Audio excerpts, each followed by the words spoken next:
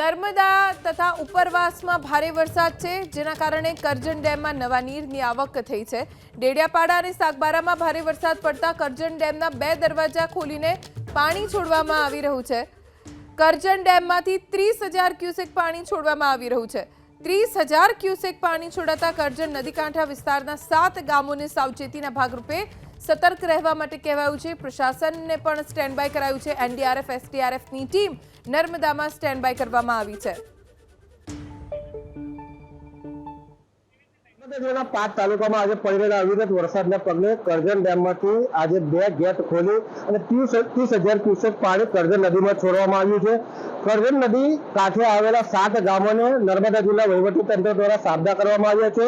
કરજણ ડેમમાં પાણી છોડવા પાછળ કારણ એ છે કે ડેડિયાપાડા અને સાગબારા જેવા વિસ્તારોમાંથી આજે સવારે જે વહેલો વરસાદ પડ્યો હતો, જેના પગલે ડેમ સત્તાવાળાએ પાણી છોડવાની ફરજ પડી હતી। કનકસિંહ માત્રેજા, એબીપી અસ્મિતા, નર્મદા।